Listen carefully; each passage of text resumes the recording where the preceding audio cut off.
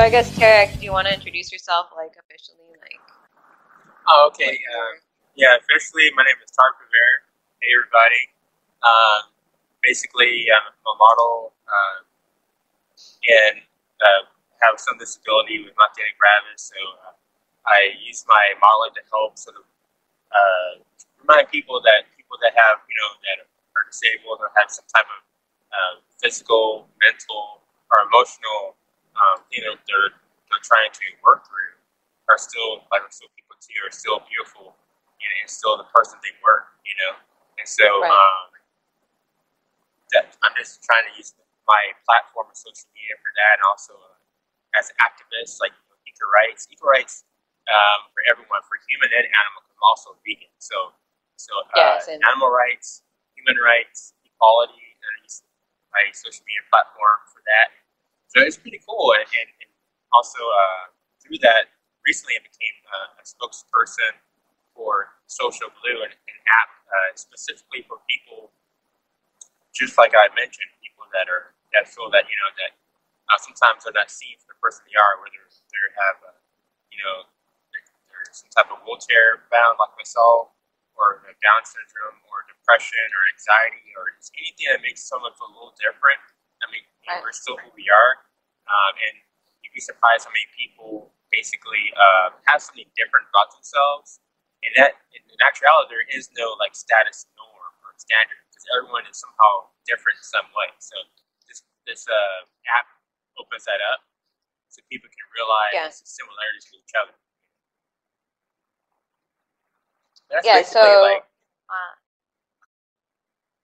Yeah. I mean, you've done a lot. I mean, that's why I wanted to make it a mini series, because the extent of what you've done, despite everything you've been through, like, makes me look lazy. So, but that's kind of what got me so interested in wanting to do a mini series, because you've gone on like your own, like, the concept of iLLest entertainers is for people to overcome their obstacles, regardless of what they are.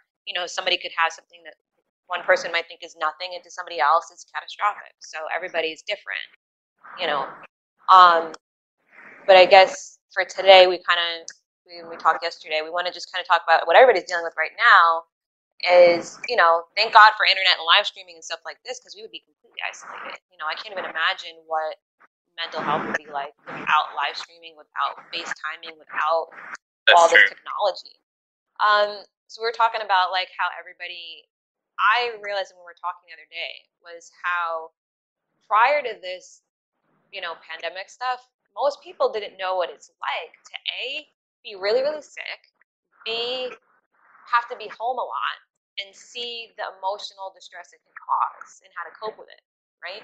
So I think something that, I could go on about like my experience and stuff, which I'll do like another time. But with you, what I found so fascinating is that you started off as a dancer, right? So you went from that, and then from there you had to, I know how you said that you still dance with, like, rhythm and music and all that is still like in you, and I totally get that, because like when I was really, really sick and I couldn't even pick up the guitar, like music was still who I am, and dance is still like who you are, as long with the other things you do, like modeling and stuff.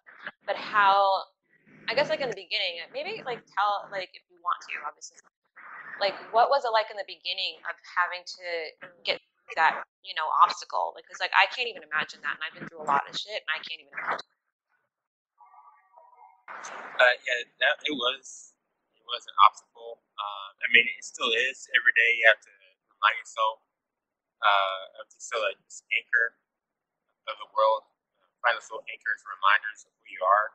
But Right. in the beginning, it was really difficult, because I remember years ago I said, "Well, I don't know who I am if I couldn't, run or dance or be active. Like, that's not a life I can imagine, right?" And I said out loud to somebody. So, it was been a staple of my persona so long, but I've always liked poetry, painting, drawing, singing, and I do admit that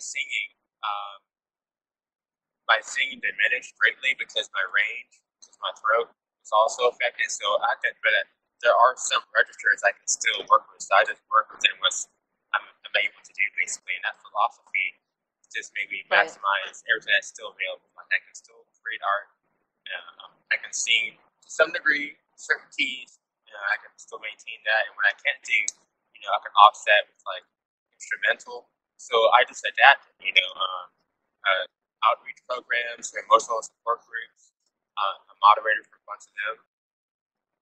Anytime there's like an opportunity I can help use social media to help shine light on an issue that some people don't know exists, then Right. I have joy in being able to still be able to help people that way. Because even though it's not dance, it's not as physical, there's still some interaction I can